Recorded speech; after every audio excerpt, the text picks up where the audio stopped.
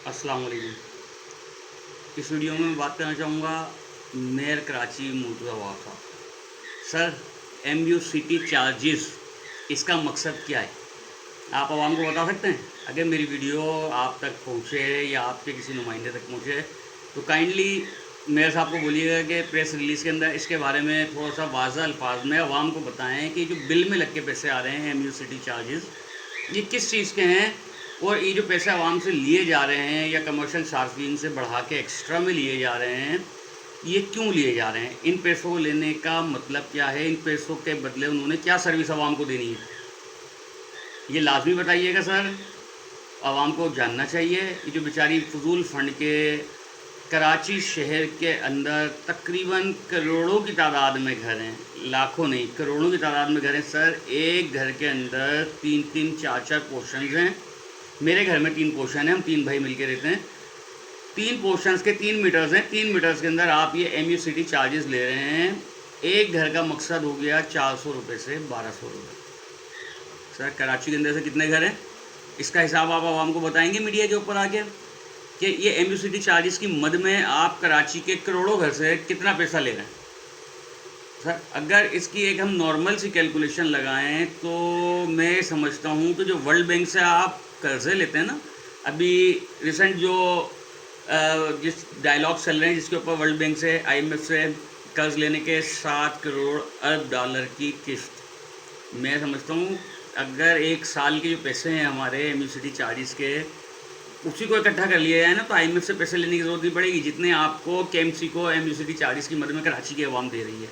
लेकिन इसके ऊपर कोई बात करने वाला है ही नहीं। ऐसे ही आप 106 सड़कें मेरे अंडर आती हैं भाई। 106 सड़कों के आप मेयर हो, पूरे कराची का आपने सत्यानाश पीट दिया है। कहीं पे कोई सर्विस आपकी तरफ से अवेलेबल नहीं है।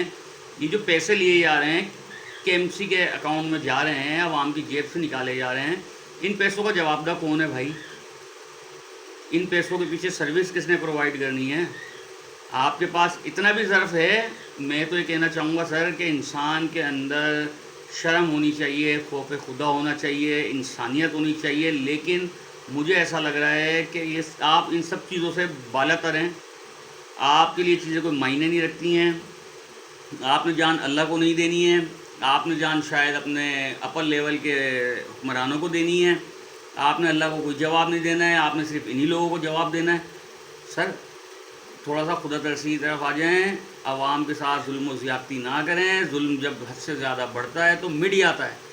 ये आपने भी अपने बचपन से लेके यहाँ तक की उम्र को आप पहुँच गए हैं तो आपने भी ये चीज़ें, ये मिसालें सुनी होंगी। और मेरी उम्र आपसे ज़्यादा है अल्हम्दुलिल्लाह। जो आप मीडिया के ऊपर आके अपनी उम्र बता रहे हैं तो सर मैंने उस हिसाब से आपसे ज़्यादा दुनिया देख ली है।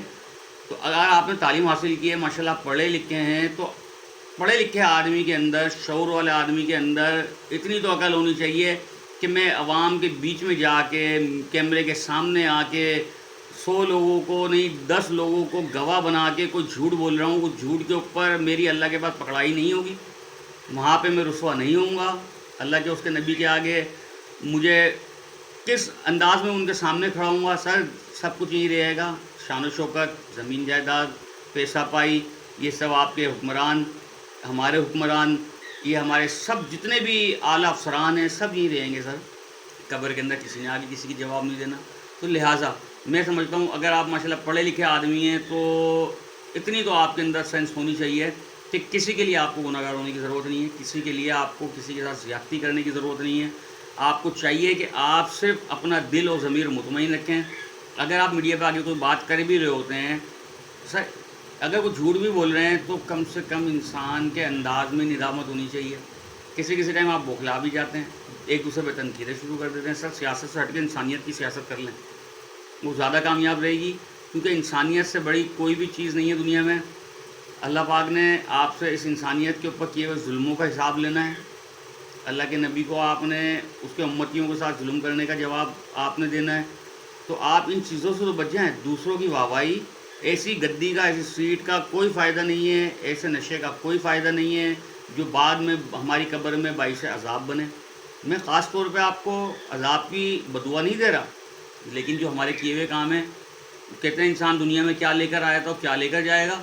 تو ہم جو لے کر جائیں گے میں اس کی بات کرنا چاہ رہا ہوں کہ آپ اگر آپ سے سب معاملات نہیں سنبھل سکتے، آپ نہیں سنبھال پا رہے، تو آپ ان سب چیزوں سے، ان سب گناہوں سے خود کو بچائیں، لوگوں کی ہائے بد دعاؤں سے اپنے آپ کو بچائیں، اور استعفیٰ دے دیں، یا اگر کم سے کم اس سیٹ سے تو استعفیٰ دے دیں۔ اگر آپ نے پارٹی والے جوائن رکھنی ہے وہ آپ رکھیں، لیکن میں کہوں گا کہ اس طرح کے غلط کاموں سے دور ہو جائیں، اور اگر کر سکتے ہیں کچھ تو عوام کے لیے کچھ اچھا کر دیں۔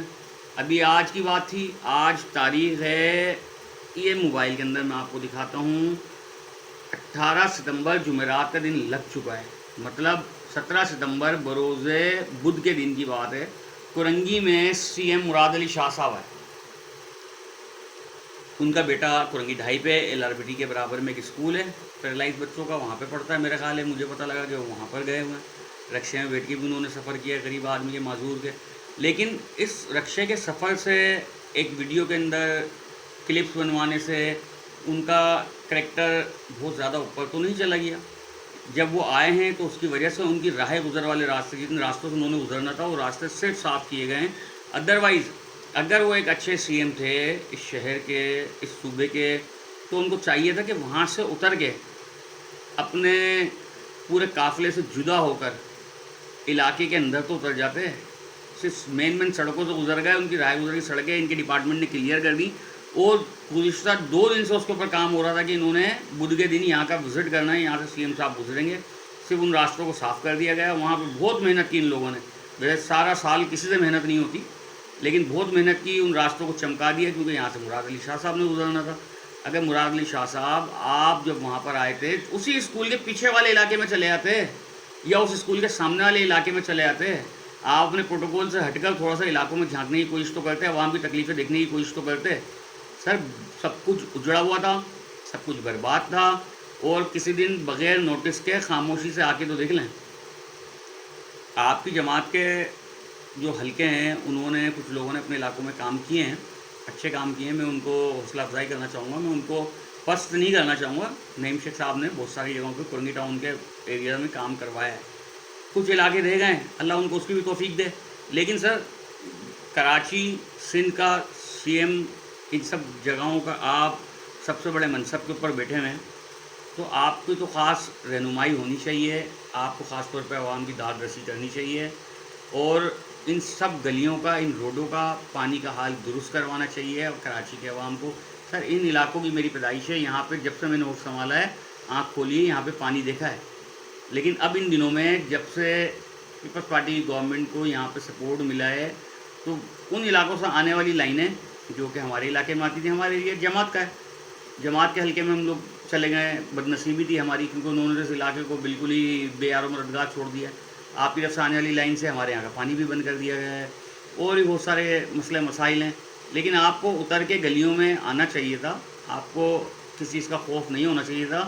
اگر اللہ نے آپ کی حفاظت کرنی ہے، اللہ نے آپ کو عزت دینی ہے، تو یہاں کی عوام بھی آپ کو عزت دیتی ہے۔ اگر آپ آگے یہاں پہ عوام سے ان کے مسائل پوچھ لیتے، جسٹ اس اسکول کے اندر ہی نہ رہتے، تھوڑا سا اتر کے بولتے کہ میں علاقوں کو دیکھنا چاہتا ہوں، ان علاقوں کی کیا پروگریس ہے، یہاں پہ کیا ہو رہا ہے، تو شاید عوام اس آپ کے اقدام سے ہی خوش ہو جاتی۔ ویسے تو عوام بہت زیادہ بیزار ہے، اپنی زندگی سے پریشان ہے، کیونکہ ان کی پریشانیاں ختم ہو کے نہیں دے رہی ہیں، اتنے ٹیکسیز ہیں، اتنے بلز ہیں، اتنی سڑکوں کا حال خراب ہے، گٹروں کا، لائنوں کا، سیوریج کا حال خراب ہے، پلس کے الیکٹرک کی لوڈ شیڈنگ کے ایشوز ہیں۔ چلو یہ سب باتیں ہوتی ہیں، ان پہ آگے مرہم ہی رکھ دیتے سر۔